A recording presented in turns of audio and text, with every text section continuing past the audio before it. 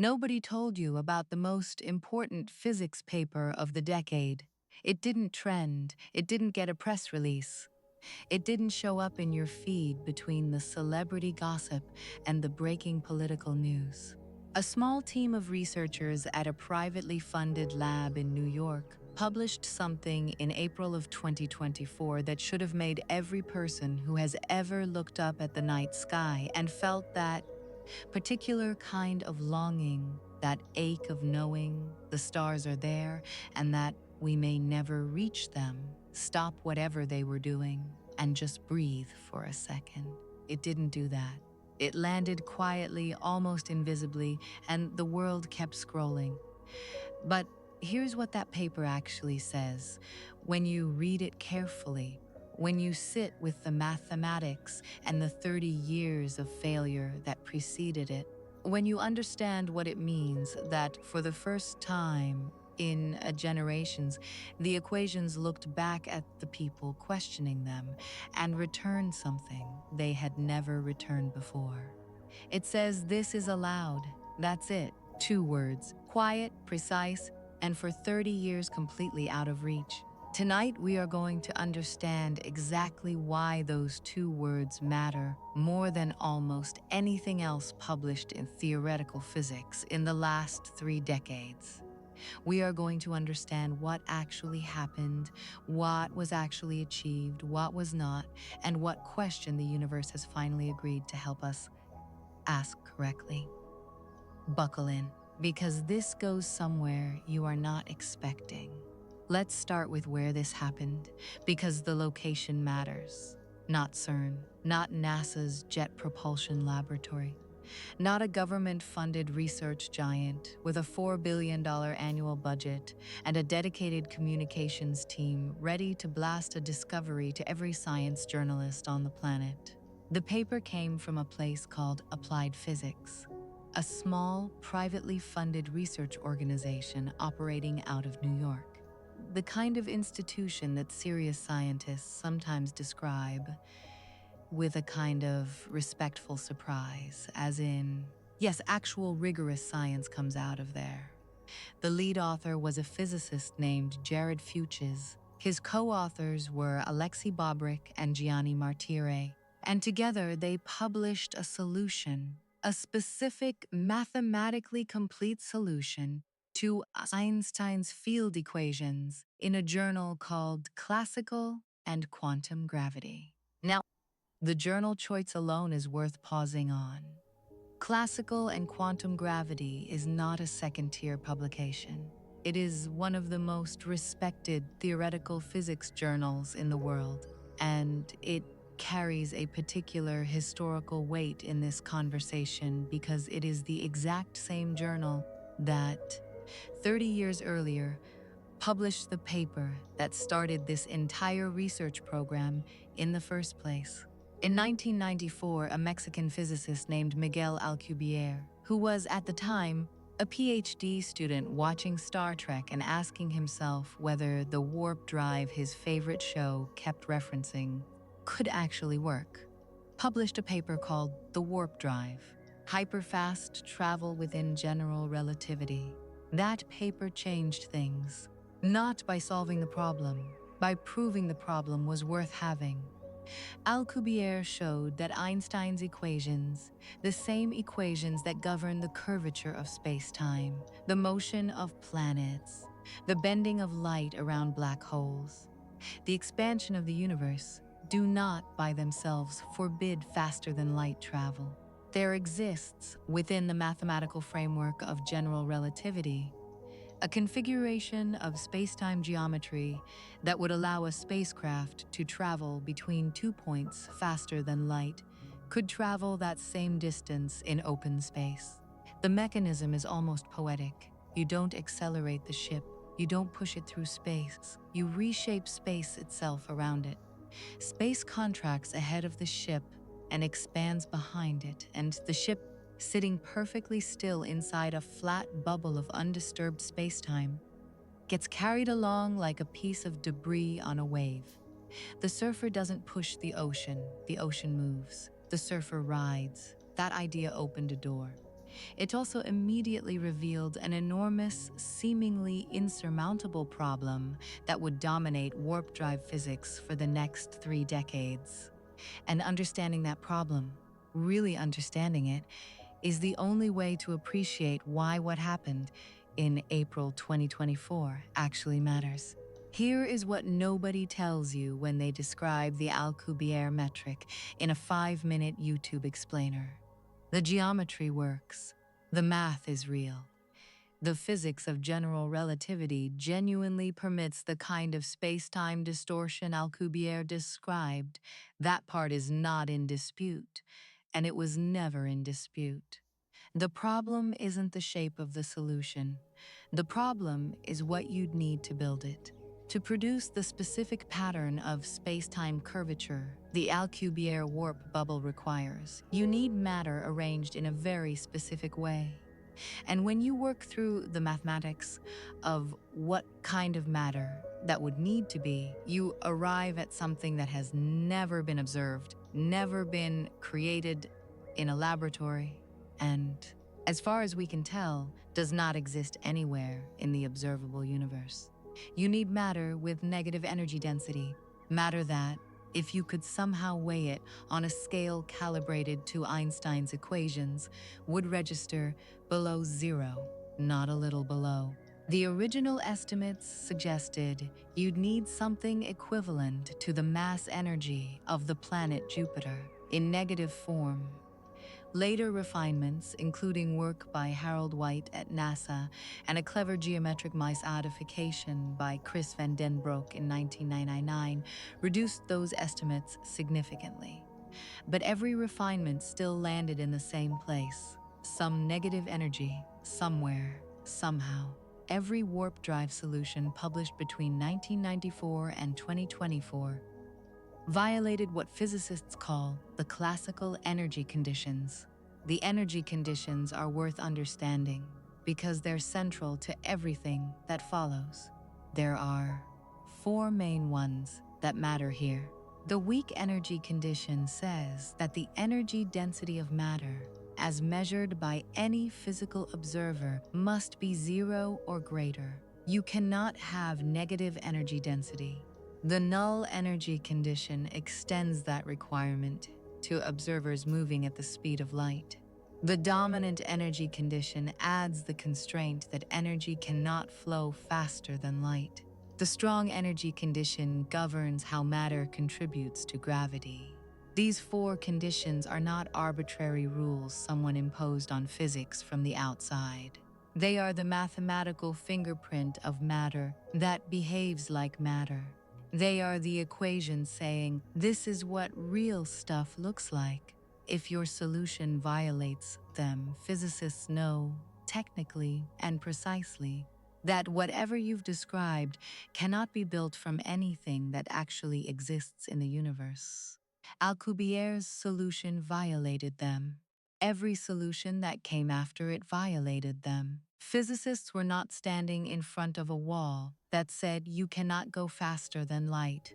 They were standing in front of a supply closet that said ingredients required, negative energy, location, nowhere. Every warp drive design for 30 years was a recipe that called for flour that didn't exist. You could optimize the recipe. You could scale the portions. You could find clever substitutions. But if the core ingredient simply isn't available in any store, in any universe, the bread doesn't get made. That's the framing the 2024 paper explodes. Because what Fuches, Bobrick, and Martire published is the first warp bubble solution in the history of the field that is sourced entirely by positive energy. Real energy, the kind that matter, actual existing, observable matter, actually has. When they fed their candidate metric into their numerical relativity analysis tool and evaluated it against all 4 classical energy conditions, every single one came back satisfied. Simultaneously, for the first time ever. Let that land for a moment. In 30 years of research, with Alcubierre's framework sitting on the table and brilliant physicists all over the world trying to improve on it, Nobody had managed to construct a warp bubble solution that passes all four energy conditions using only physical matter. Not once. The 2024 paper is the first time the equations looked back at physicists and said, in their cold, indifferent mathematical language, this is allowed. The tool Fuches and his team developed to analyze warp drive geometries is called warp factory, and understanding how it works tells you something important about how modern theoretical physics actually operates. Because there are no laboratories involved, no prototypes, no physical experiments. There is a computer program. Warp Factory is a numerical relativity simulator. You give it a candidate space-time metric, a mathematical description of how space and time are curved in a specific region, and it evaluates that metric against Einstein's field equations and the energy conditions to determine whether the geometry is physically realizable. It's a machine for asking the universe a very precise question: is this allowed? The solution the TM found is built around what they describe as a stable shell of positive energy.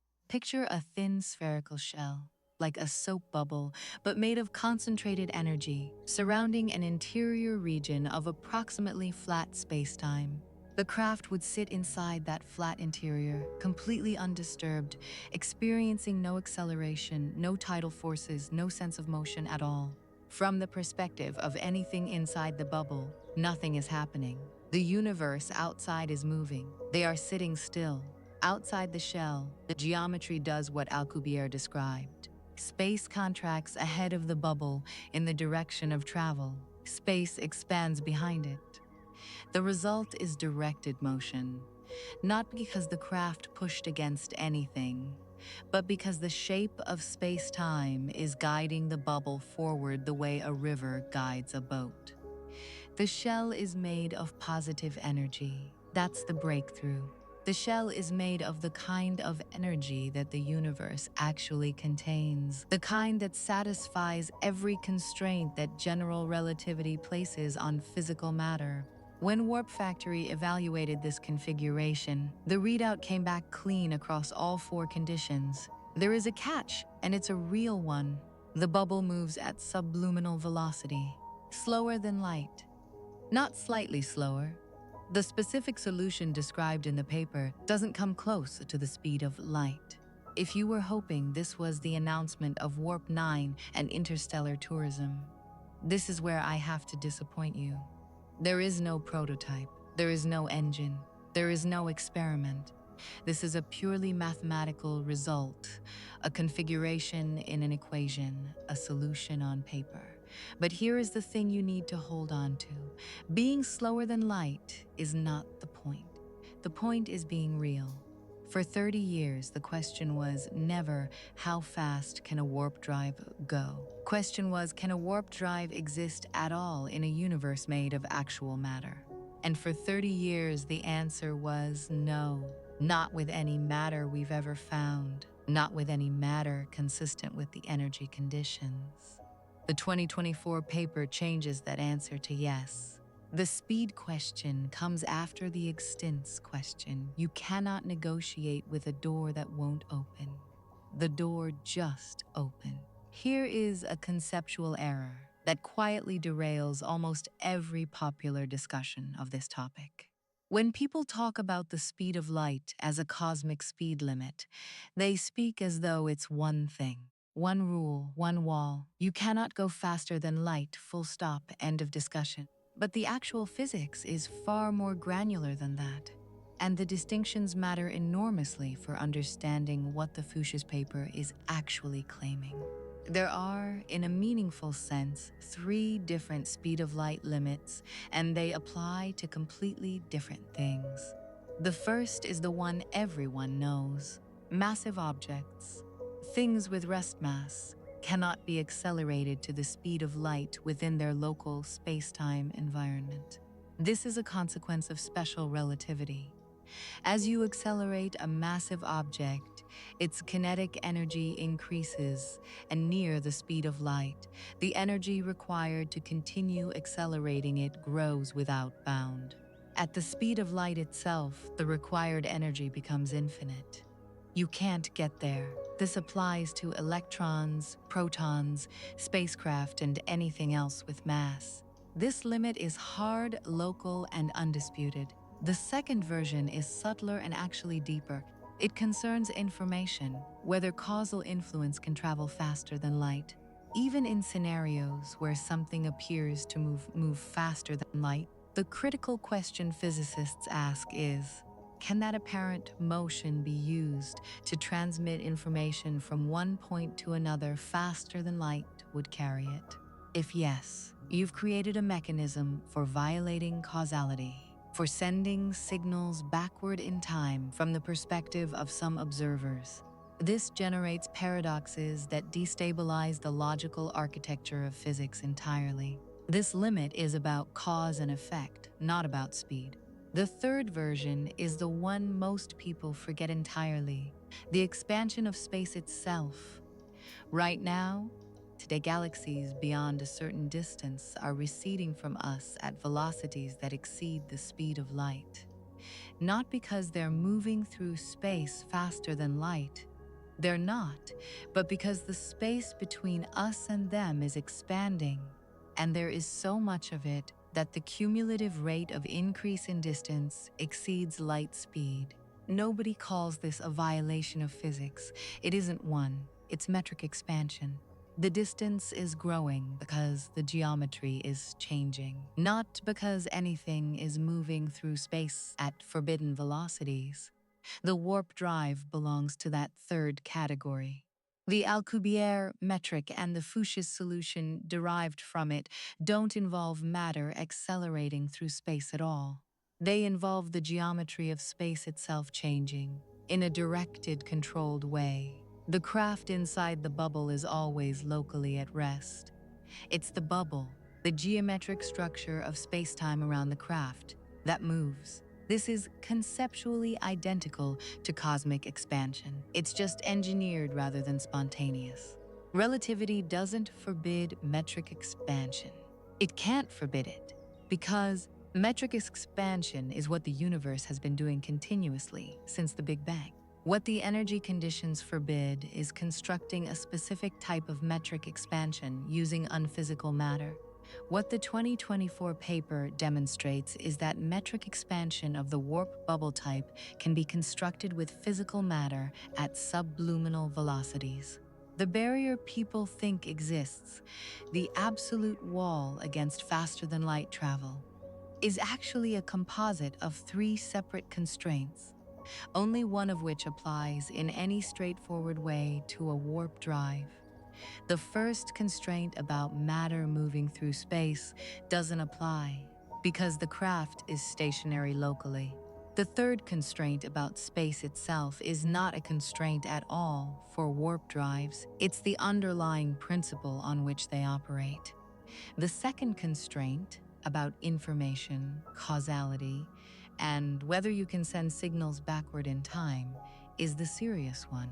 And it's the constraint that explains exactly why the 2024 paper stops where it does. There is a quiet irony embedded in the heart of this entire story that most people never fully appreciate. The geometry this paper describes, directed, controlled, localized, metric expansion of spacetime, is not an alien technology. It is not a science fiction invention grafted awkwardly onto real physics. It is, in a precise and formal mathematical sense, a small, engineered, deliberate version of something the universe has been doing naturally and continuously since the very first instant of its existence. The universe is a warp drive. It has been running one this whole time. Since the Big Bang, space has been expanding, not because the matter in the universe is flying outward through some pre-existing void, but because the fabric of spacetime itself is growing. the distances between objects that aren't gravitationally bound to each other are increasing because there is more space between them today than there was yesterday.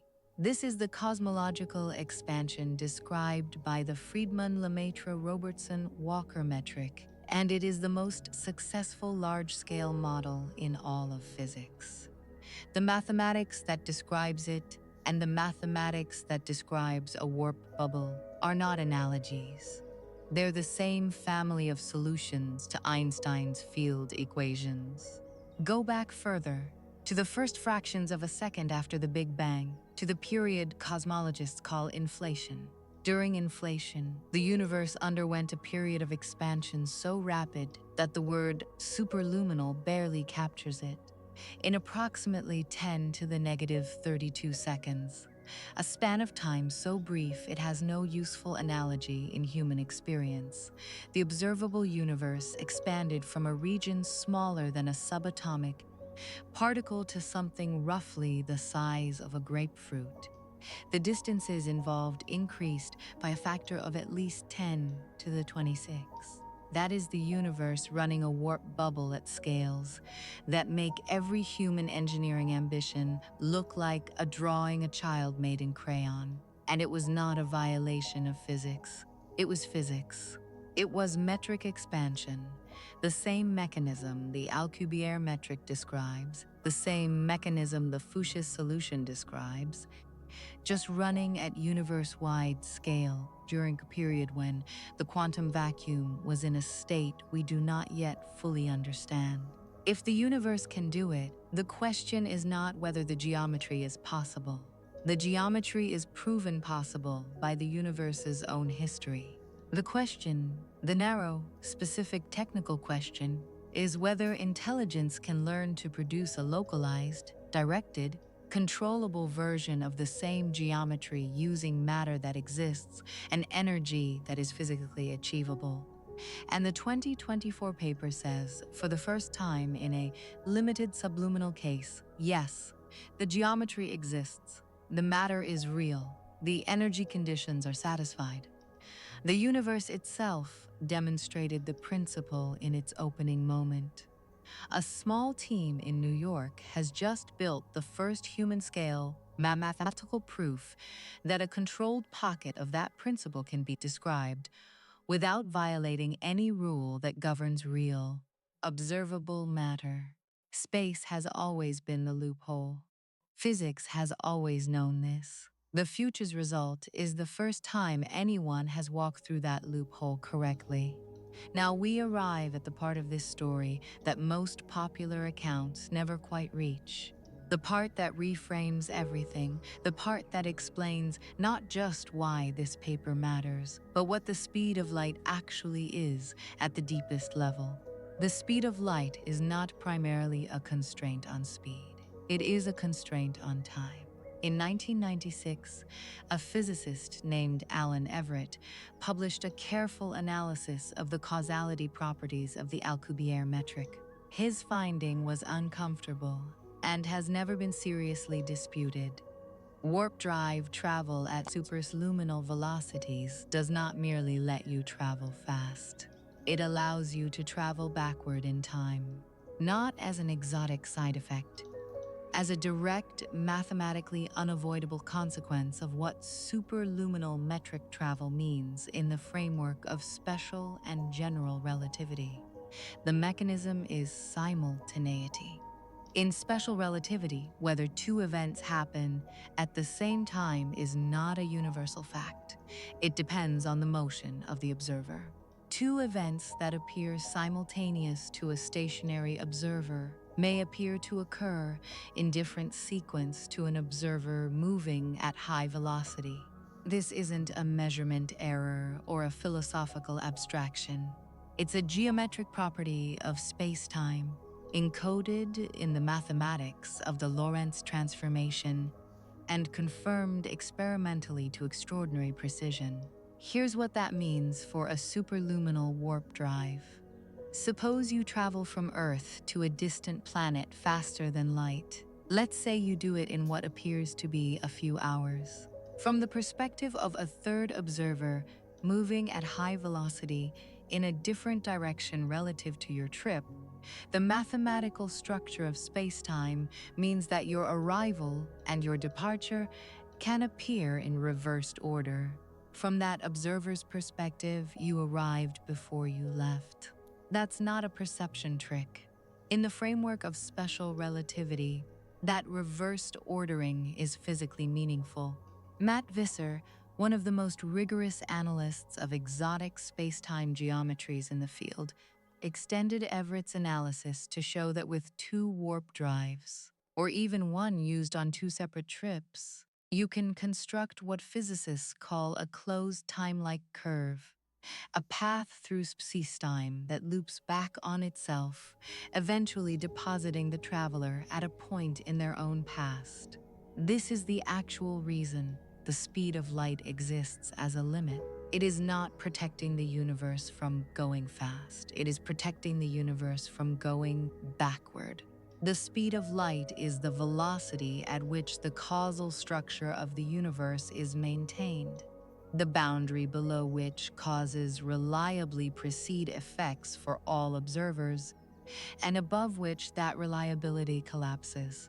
In 1992, Stephen Hawking formalized this intuition into what he called the chronology protection conjecture. He proposed that the laws of physics conspire to prevent the formation of closed time-like curves, not as a preference, as an apparently self-enforcing property of physical law.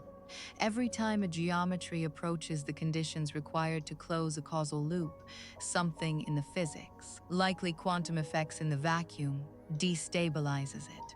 The quantum vacuum energy near an incipient closed time-like curve doesn't just become large, it diverges, it becomes infinite, and that divergence destroys the geometry before the loop can close. Hawking's conjecture is not a proven theorem. It's important to say that clearly. But it has held up remarkably well against 3 decades of attempts to poke holes in it. Every time a physicist has looked carefully at a proposed mechanism for closing a causal loop, the physics has found a catastrophic way to prevent it. What this means for warp drives is specific and consequential. Below the speed of light, warp bubble geometry is causally safe. No observer in any reference frame experiences a reversal in the ordering of cause and effect. The Fuches solution lives entirely in this region. Above the speed of light, the geometry that allows directed metric expansion also generates closed time-like curves. And the chronology protection conjecture says the quantum vacuum will ensure those curves never actually close by, flooding them with infinite energy and collapsing the geometry. The 2024 paper, viewed through this lens, is not just the first physically sourced warp bubble. It is the first warp bubble solution that understood where to stop. Before we talk about where the field goes from here, we should spend a moment with the false starts. Because understanding why the 2024 paper is different requires understanding what it isn't. And the history of physics is littered with confident announcements that turned out to be measurement errors, thermal artifacts, and wishful mathematics. The M drive is probably the most recent prominent example. It was a proposed propulsion system that appeared to produce thrust without expelling any propellant, which would have been extraordinary for ordinary rocketry reasons, setting aside any faster-than-light implications entirely. For several years in the 2010s, it generated genuine scientific interest and careful experimental attention. Small amounts of thrust appeared to be measured in initial tests. Papers were published. Headlines followed. Then the methodology improved. Proper electromagnetic shielding was applied to the test apparatus. The measured thrust shrank with each refinement of the experimental setup. By the time the most careful experiments were complete, the thrust had vanished entirely. What early tests had been measuring was a thermal artifact. Heat differentials in the testing environment creating tiny pressure effects that mimicked thrust. The M drive never moved anything except expectations. The opera neutrino result from 2011 was more dramatic and in some ways more instructive. A collaboration of physicists measuring the travel time of neutrinos from CERN in Geneva to the Gran Sasso Laboratory in Italy reported, to their own considerable surprise, that the neutrinos appeared to arrive approximately 60 nanoseconds faster than light would have covered the same distance. The team knew how explosive the implication was. They reported the result publicly while explicitly inviting scrutiny and expressing their own skepticism. That scrutiny eventually identified two instrumental issues, including a loose fiber optic cable connection in the timing system that together accounted for the anomalous 60 nanoseconds. When those were corrected, the neutrinos arrived exactly when they should have. The speed of light remained intact. What makes the 2024 paper categorically different from both of these is not that it claims something more dramatic. It's that it claims something more careful. It doesn't assert faster than light travel. It doesn't report an anomalous measurement. It describes a mathematical solution to Einstein's equations that satisfies every established energy condition and produces a result that is slower than light. It survived peer review in one of the most respected journals in the field. It doesn't break physics, it follows physics more completely than any previous attempt in this specific problem space. Skepticism is always warranted. The gap between a mathematical solution and an engineered device is enormous, and nobody should pretend otherwise. But the 2024 paper is different in kind from the M Drive and Opera. Those stories changed the constraints and turned out to be wrong. This one works within the constraints and turns out to be right. That's not a small distinction. That's the entire distinction. The most technically fascinating piece of this story, and the one that points most directly toward what comes next, involves a quantum mechanical phenomenon called the Casimir effect. And if you're not familiar with it, it is one of the strangest and most confirmed experimental results in all of physics. The setup is almost deliberately boring. Take two flat, uncharged metal plates, place them very close together in a vacuum. According to classical physics, nothing should happen. No charge, no field, no force. And yet the plates attract each other. A real, measurable force pulls them together, a force that has been confirmed to extraordinary experimental precision, with the most careful modern measurements matching the theoretical prediction to within a fraction of a percent. The reason is one of the genuine gifts of quantum field theory. Empty space is not empty. The quantum vacuum, the baseline state of a quantum field when no particles are present, is a continuously churning background of virtual particle pairs. Particles and antiparticles that pop into existence and annihilate so quickly that they cannot be directly detected, but whose collective presence has real, measurable consequences. In open space, virtual particles of all possible wavelengths are present. Between two closely spaced metal plates, the geometry restricts which wavelengths are permitted in the gap. Only those that fit. Outside the plates, the full spectrum continues undisturbed. More vacuum energy outside than between.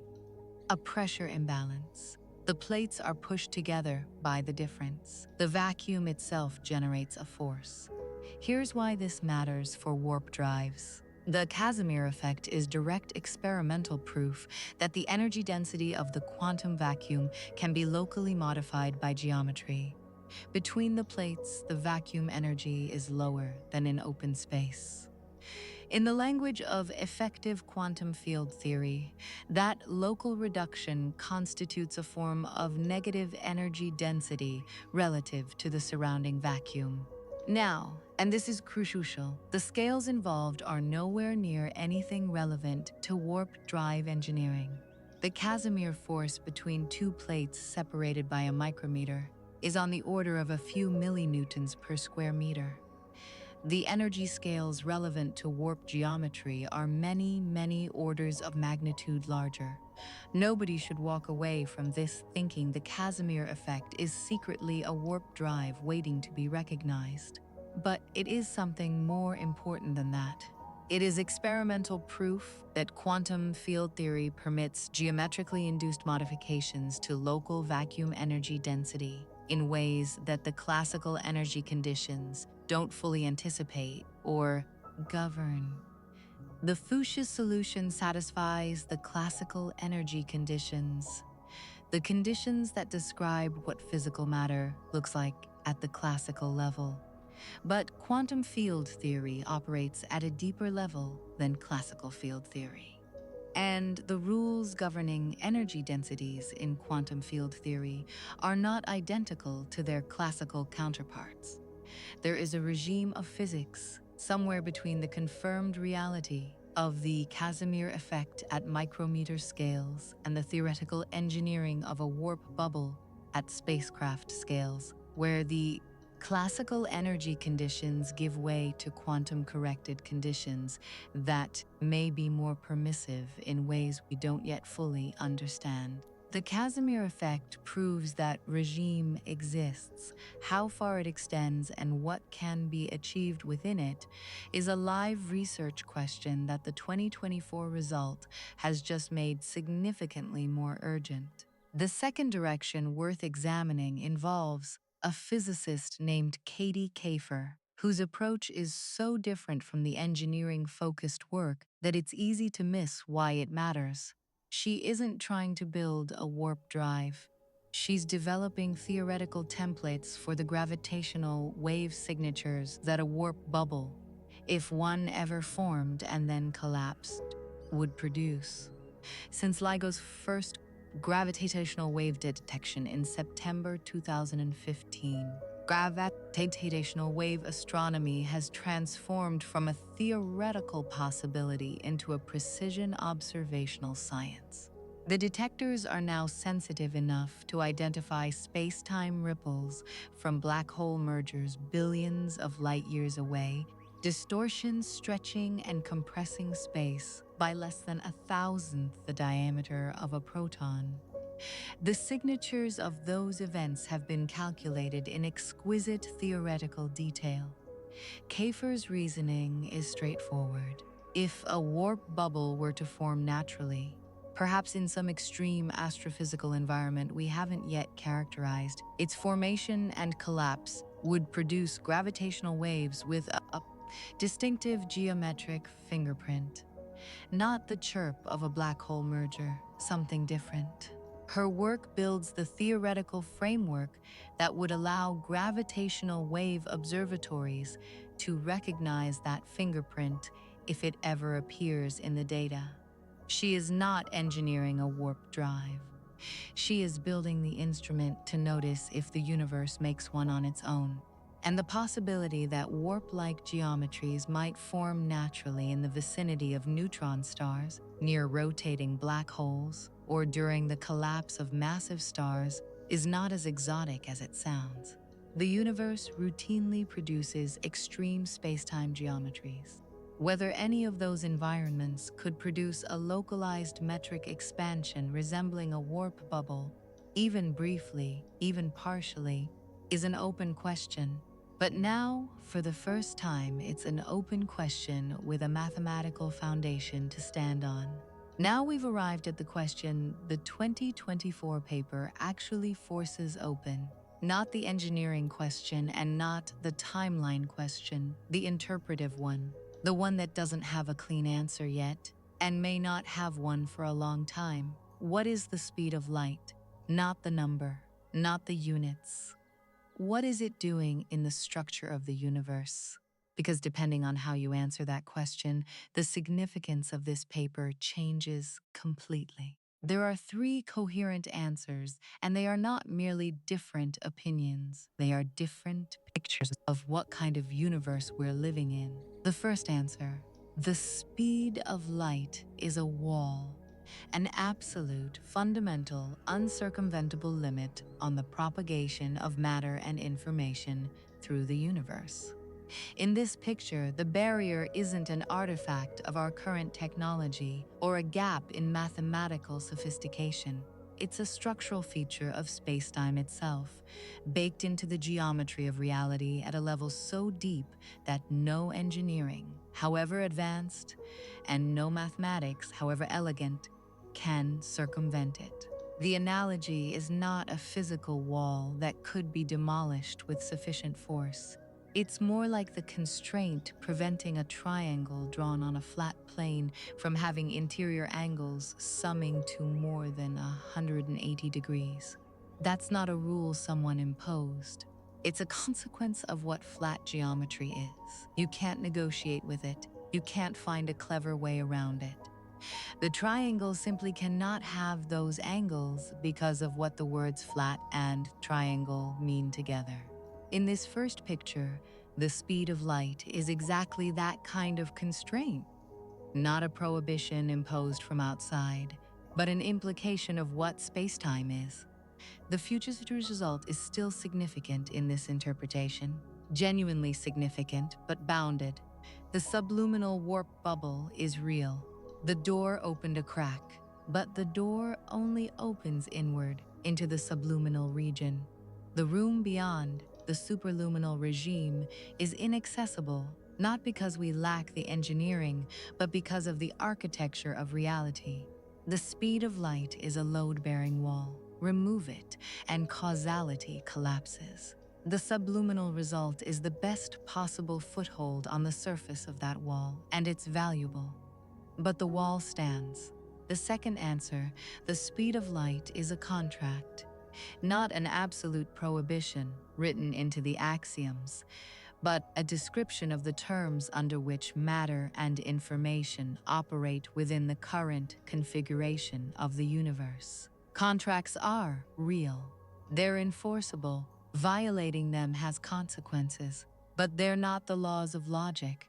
They're the laws of a specific arrangement, this particular configuration of spacetime and quantum vacuum. And they apply to specific things. They apply to matter moving through space. They apply to information propagating through a medium. They do not apply in the same way to the medium itself. This is the clause that warp drive physics has always been trying to locate and cite correctly. The speed of light limits how fast matter moves through space. It says nothing directly about how fast space moves relative to other space. The Fuches solution doesn't involve matter accelerating through space. It involves the geometry of space changing in a directed way, with matter carried along as a passenger. The craft never locally exceeds the speed of light. The bubble, the geometric structure, moves. And the contract in this interpretation has a clause that covers matter and information but not geometry. General relativity itself is the theory of how geometry changes dynamically. The contract and the loophole are written in the same document. In this second picture, the door doesn't just open a crack. It opens in principle all the way. The subluminal result is not the final answer. It's the first key. The causality constraints identified by Everett and Visser, the closed time-like curves, the temporal paradoxes, are not prohibitions in this interpretation. They're engineering challenges, extraordinarily difficult ones, possibly insurmountable with any technology we can currently envision, but challenges that live in the domain of physics rather than impossibility, which means they're the kind of thing that can, in principle, be approached, studied, and potentially navigated. The third answer is the strangest and the most speculative, but it has been taken seriously by serious physicists and deserves more than a dismissive footnote. What if the speed of light is a coincidence? Not trivially arbitrary, but contingent. A feature of the current state of the universe, the way the temperature of the cosmic microwave background is a feature of the current state of the universe. Real, measurable, consistent everywhere we can observe, but not fixed eternally. Different in the past, potentially different under different conditions. This idea goes by the name of varying speed of light cosmology and has been developed by physicists including John Barrow and João Maguejo. Their argument is that certain puzzles in standard cosmology, the horizon problem, the flatness problem, which are conventionally solved by inflationary theory, could alternatively be solved if the speed of light was dramatically higher in the first instance after the Big Bang. The causal horizon would have been vastly larger, allowing the early universe to equalize temperature and density the straightforward way, rather than requiring a period of exponential inflation. The varying speed of light program is not supported by direct experimental evidence, and the theoretical framework has significant unresolved difficulties. But it represents a coherent scientific possibility that changes the interpretive landscape fundamentally. If the speed of light is a property of the quantum vacuum in its current ground state rather than a fixed architectural feature, then bypassing it isn't breaking a structural rule. It's accessing a different state of the medium. The speed of light is determined by two properties of the vacuum: its permittivity and its permeability. Together, they determine the speed of light through a relationship so clean it's almost beautiful. If the vacuum state can be locally modified, and the Casimir effect proves that vacuum energy can be locally modified by geometry, then the local speed of light is, at least in principle, not permanently fixed. The scales involved are incomprehensibly beyond current technology, but the principle is not obviously forbidden. And in physics, not obviously forbidden is the beginning of every research program worth having. I want to close with a number because the number puts everything in proportion. 40 trillion kilometers. That is the distance from our solar system to Alpha Centauri, the nearest other star system, the closest other place in the universe that might have planets, warmth, anything. 40 trillion kilometers of essentially nothing. Empty space, vacuum, the occasional hydrogen atom. The Voyager 1 probe, launched in 1977, the most distant human-made object ever placed in space, is currently about 24 billion kilometers from Earth. That sounds impressive until you realize it represents roughly 1/1600th of the journey to Alpha Centauri. Voyager has been traveling for nearly 50 years. It is 1/1600th of the way to the nearest star. At the speed of the fastest rockets humanity has ever built, the journey to Alpha Centauri takes approximately 75,000 years. The oldest continuously inhabited city in the archaeological record is perhaps 12,000 years old. The entirety of recorded human history, every civilization, every empire, every technology from the wheel to the semiconductor, every war and every work of art fits inside a window of time that is less than 1/5 of the travel time to our nearest stellar neighbor using our current best technology. That is not an engineering challenge. That is a wall of time so absolute that it has functioned, for all of human history, as a permanent ceiling on the ambition of space exploration. We are not a spacefaring civilization in any meaningful sense of the word. We are a single-star civilization, entirely confined to one solar system with exactly one inhabited world, staring at a cosmos that extends for 93 billion light years in every direction and contains hundreds of billions of galaxies, each containing hundreds of billions of stars, and we cannot reach the closest one of those stars in less than 10 times the entire span of recorded history. That is the context in which the April 29, 2024 paper matters, not because it solves the problem, it doesn't.